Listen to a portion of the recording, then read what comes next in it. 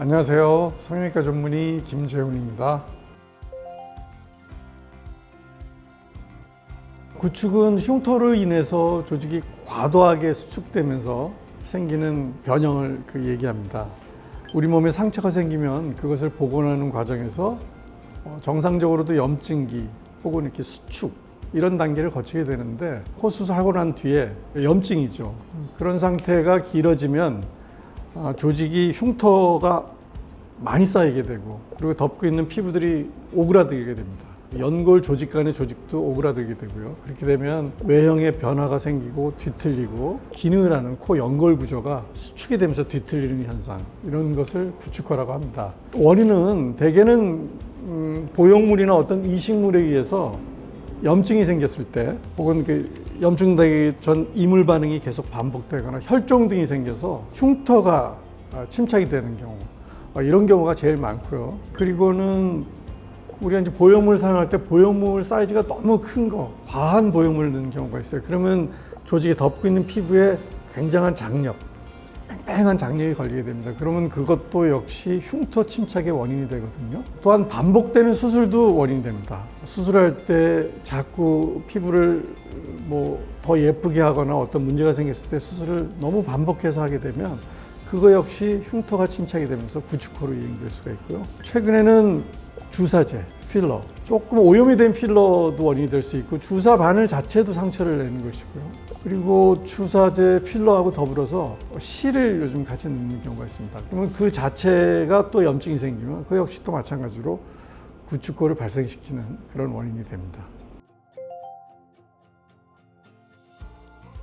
현대 코 성형 술기와 그 깊이는 굉장히 아주 과거에 비해서 아주 발전이 됐다고 할 수 있습니다. 그전에는 제가 수술을 처음 배울 때는 상상도 할 수 없을 만큼 코의 구조를 굉장히 드라마틱하게 변화시키고 자연스럽게 그렇게 할 수 있는 정도 기술이 발전됐는데요. 하지만 돌이켜서 생각해 보면 그런 기술의 발전이 또 합병증의 형태 또한 또 좀 심각하게 만든 경우도 많은 것 같습니다. 그 이유를 제가 들어보면 첫 번째 이유는 이 수술이 좀 과거에 비해서 아주 세밀화된 그런 이유가 있습니다. 제가 수술을 처음 배울 때 1980년대 후반 90년대만 해도 수술은 매우 간단했습니다.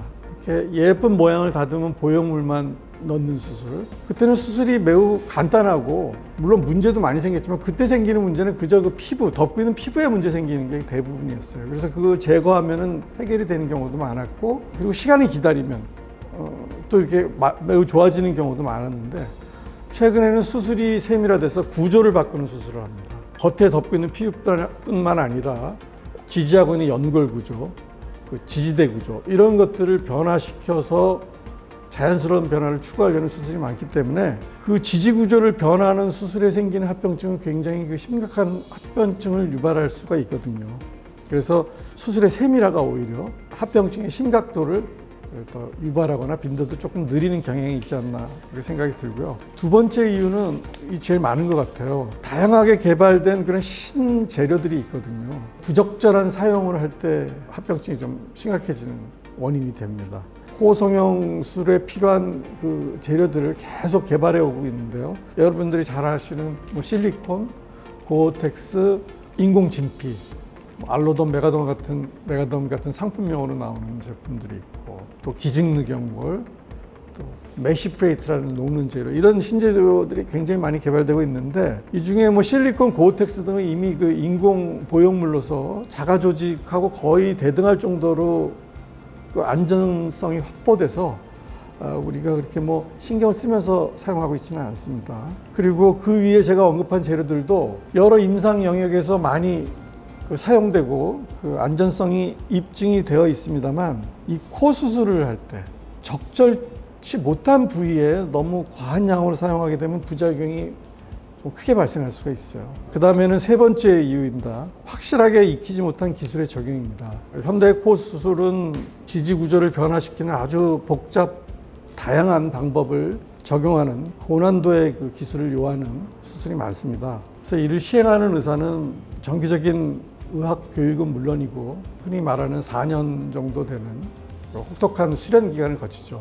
성형외과 전문의 자격증을 따고 그 이후에도 수년 동안 또 임상 경험을 거쳐서 본인의 그 술기를 발전시킵니다. 하지만 그 문제가 생겼던 코를 해결할 때는 매우 조심스럽게 수술을 접근해야 됩니다. 본인이 감당하거나 해결하지 못할 난이도의 수술을 섣부르게 적용했을 경우에 심각한 합병증이 일어나는 경우가 있어요. 최근에는 그 시장 변화로 인해서 이런 전문 과정을 이수하지 못한 선생님들도 코성형 수술을 시행하는 경우가 이미 많아졌습니다. 최근에 점점 이 구축코의 빈도가 조금 늘어나고 그 심각성도 조금 늘어나는 것 같아서요. 전체적인 우리 의사들이 조금 책임감 있게 자성의 노력을 해서 진료와 수술에 임해야 된다고 생각합니다. 구축이 진행되면 코를 덮고 있는 피부가 오그라들게 되고 수축이 됩니다. 그렇게 되면은